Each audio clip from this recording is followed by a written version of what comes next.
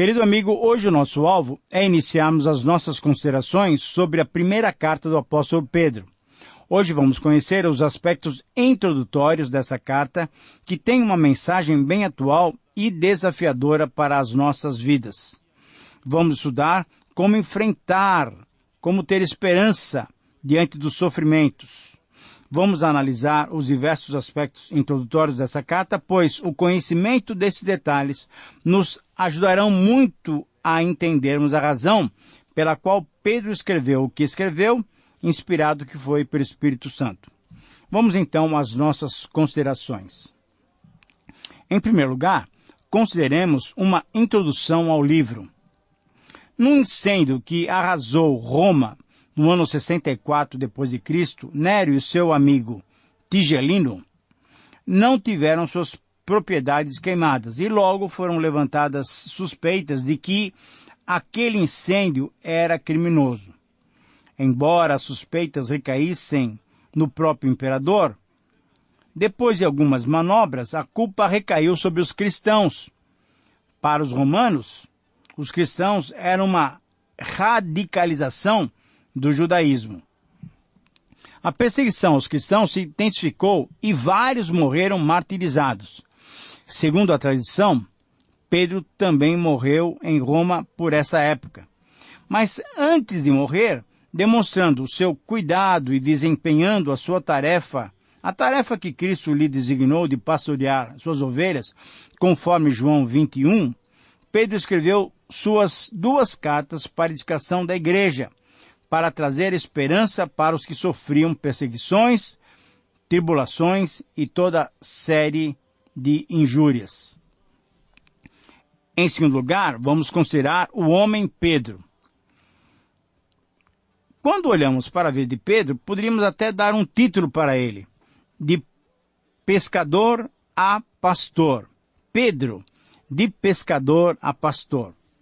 Nós temos vários textos bíblicos, mas um dos textos principais em que nós podemos ver a transformação na vida desse homem é em Atos 9, 32 a 43. Esse texto nos revela 2 milagres realizados por intermédio de Pedro, pela ação do Espírito Santo. Como certamente aconteceu com Pedro, nesses milagres, nos lembramos de milagres semelhantes realizados pelo Senhor Jesus. Mas chama-nos a atenção vermos um Pedro transformado. Algo aconteceu, algo tinha acontecido na sua vida. Por isso podemos dizer novamente que só o amor de Deus tem o poder para transformar as nossas vidas. Então, quando analisamos a vida de Pedro através de vários versículos que o mencionam, encontramos 7 aspectos da vida que foi transformada por Deus. Em primeiro lugar, encontramos a sua chamada. De pescador de peixes, ele foi chamado para pescar homens.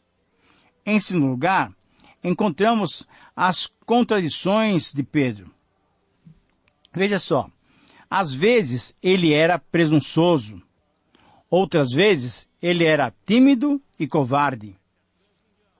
Às vezes estava pronto a sacrificar-se por Jesus, outras vezes pronto a gloriar-se a si mesmo. Às vezes queria destacar-se, outras vezes ele não entendia o básico, o ensino básico do Senhor Jesus. Em outras ocasiões, ele foi até usado por Deus, mas em outra ocasião ele foi usado por Satanás.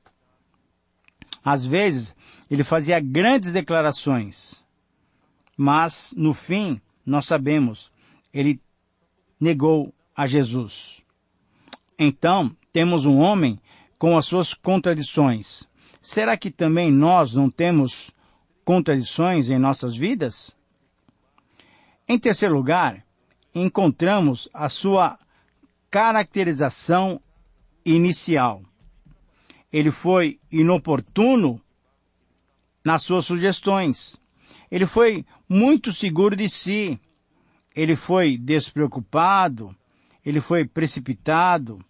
Ele foi tomado rapidamente pelo desânimo quando as coisas estavam difíceis. E essa, na verdade, era a caracterização de um homem como qualquer um de nós, conhecendo a Cristo, mas não sendo servo de Cristo ainda. Em quarto lugar, sim, encontramos a sua conquista sobre o pecado.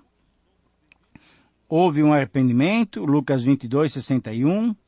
Ele tomou uma atitude positiva contra o pecado, não se submergindo à culpa que o pecado lhe trazia.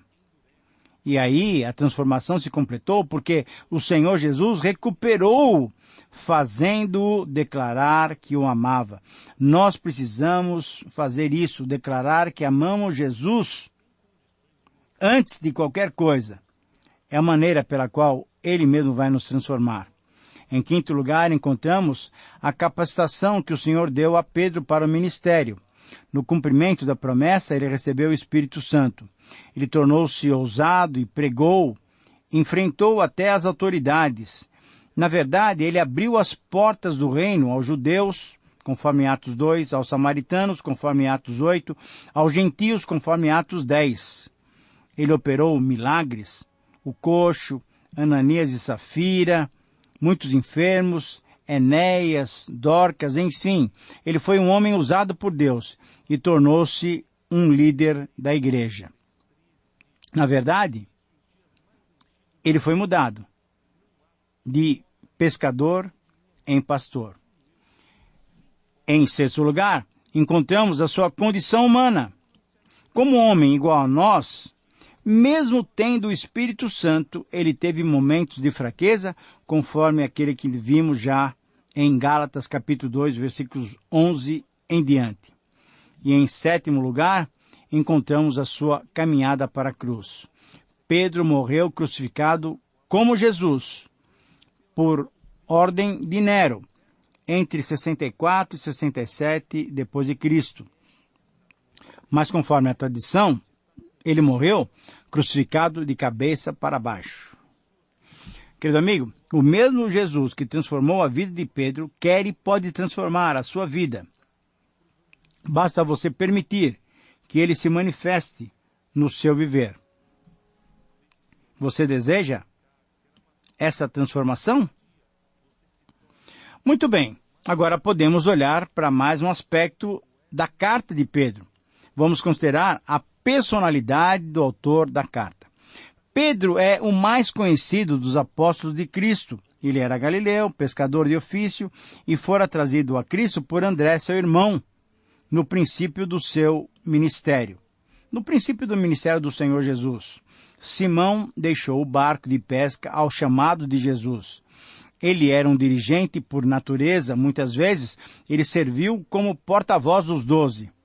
Jesus, então, dedicou-lhe atenção especial em várias ocasiões.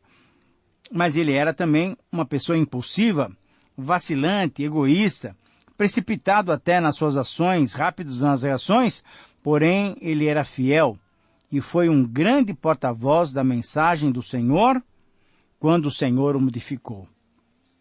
Em quarto lugar, consideremos a questão da autoria da carta.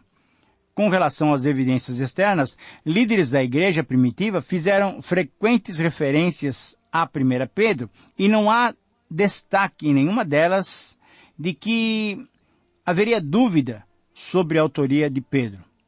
Eusébio cita essa carta entre os livros que são universalmente aceitos, contra os quais não existem dúvidas.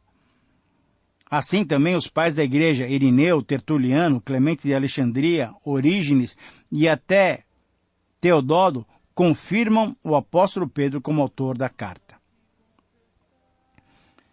Evidências internas, nós podemos tê-las também confirmando, porque sobre a autoria do livro, devemos aceitar, por exemplo, a alegação do autor, que é Pedro, em 1:1, que se apresenta como autor dessa carta. Temos apoio para isso no reconhecimento da semelhança entre as afirmações de 1 Pedro e os seus discursos registrados por Lucas no livro de Atos.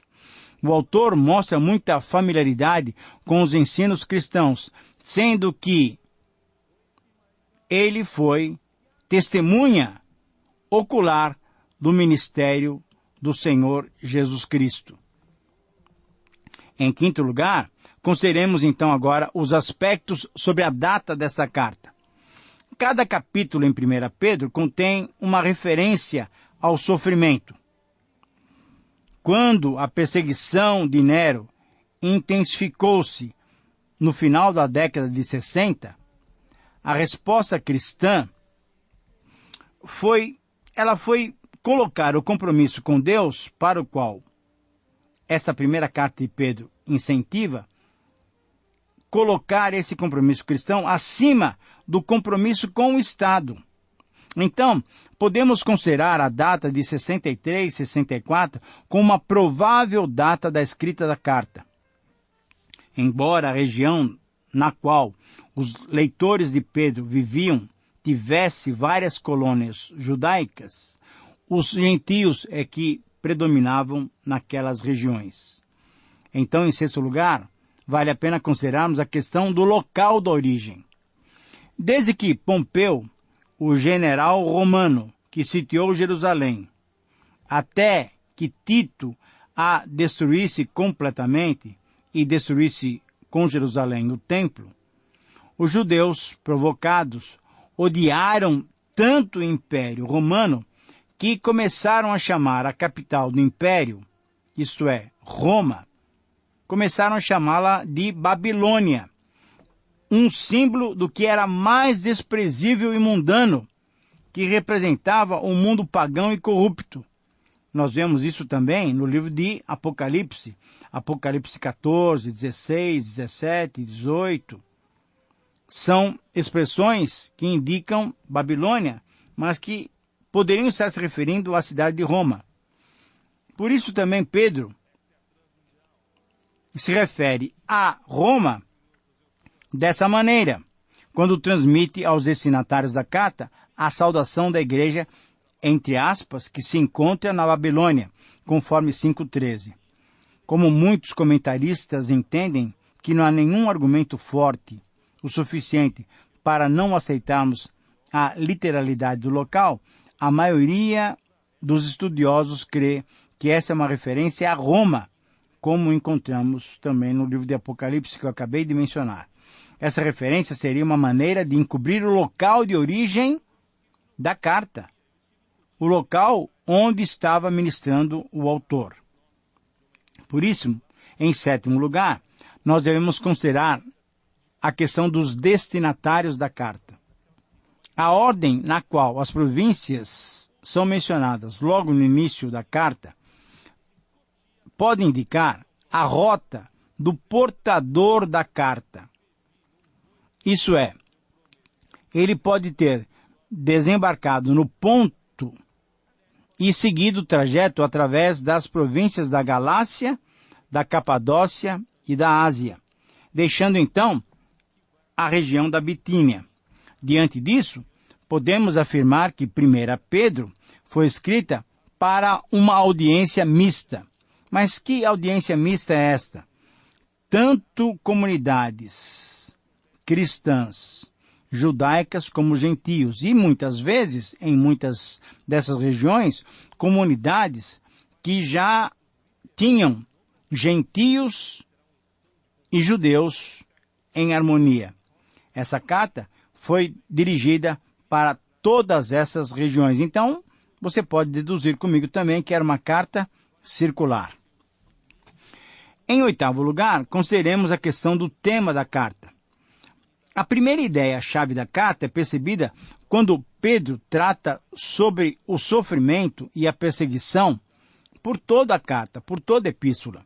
Veja só, em 1,6, 2,19, 3,14, 4,1, 12, 13, 15 e 5,10. São versículos que mostram a questão do sofrimento. Agora, a segunda ideia-chave da carta é a mensagem de esperança, que nós vemos em 1:1-9, 1:21, 3:15 e 4:13. Isso é, a esperança que o cristão deve manter. Então, unindo essas duas ideias, temos uma mensagem clara da carta. A esperança cristã no meio do sofrimento. Isto é, o sofrimento não faz com que o verdadeiro cristão perca a sua esperança no Senhor. Essa mensagem está apoiada na vinda do nosso Senhor Jesus Cristo. O sofrimento, o Calvário, a esperança e a glória da segunda vinda nos infundem esperança. Em nono lugar, então, podemos considerar a questão do propósito de Pedro ter escrito essa carta. Essa carta foi sempre considerada como um escrito inspirado. Aparece escrita pelo apóstolo Pedro por meio de um secretário, Silvano, que lhe prestou grande ajuda, não só no ponto de vista literário, mas provavelmente na ordenação do conteúdo.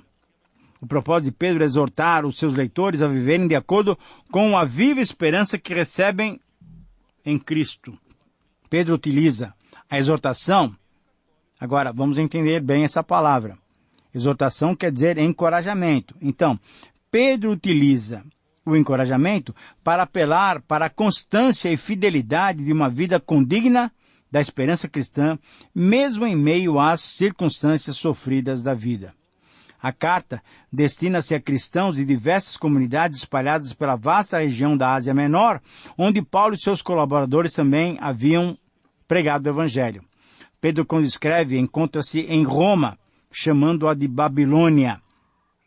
Pedro pretendeu infundir-lhes coragem, recordando-lhes que Deus os salvou e lhes deu uma nova esperança pela morte e ressurreição do Senhor Jesus Cristo.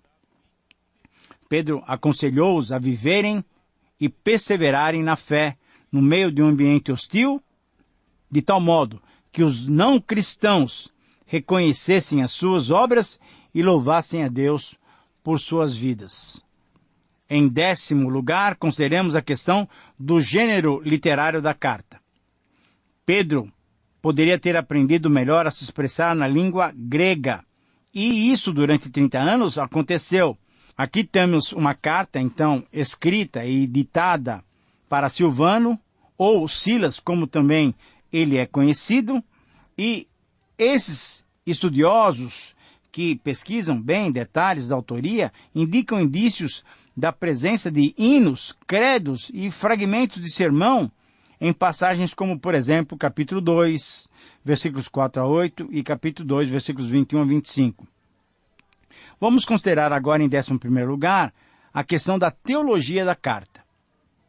Dai a César o que é de César e a Deus o que é de Deus. Pedro tinha ouvido essas palavras do Senhor Jesus e no decorrer do tempo, como o cristianismo se diferenciou dos judeus, criando um novo grupo, a situação foi mudando. Assim, com a morte de muitos cristãos, esse contato mostrou-se hostil até. E essa epístola é dirigida aos eleitos, a esses dispersos, para que quando viesse a tribulação, eles não ficassem desanimados. Honrassem ao Senhor Jesus, mas honrassem, respeitassem também aqueles do governo civil. Pedro chama a igreja à fidelidade e ao dever cristão, dá orientações para a igreja em tempos de perseguição e de sofrimento e oferece esperança para situações de dificuldades. A estrutura do texto é muito simples, nós vamos encontrar em cada um dos programas assuntos bem específicos e certamente seremos edificados. E em 13º lugar, consideremos as peculiaridades da carta. É uma carta que enfatiza o sofrimento, é uma carta que encoraja, ao invés de ser uma carta que repreende, é uma carta que lembra momentos da vida do Senhor Jesus Cristo com os seus discípulos e as expressões usadas por Pedro, bispo, sacerdote e igreja, são expressões que se referem não aos homens, aos líderes da igreja, mas sim a Cristo. Ele sim, ele é o bispo, o sacerdote, ele é o supremo pastor da igreja. Querido amigo, o meu convite a você então é para que nesses próximos 14 programas você estabeleça para você mesmo o alvo de estudar essa carta comigo. Eu já tenho informações de que alguns grupos foram formados para o estudo dessa carta tão preciosa. E esse é o meu convite para você. Que Deus te abençoe, Um grande abraço e até o próximo programa.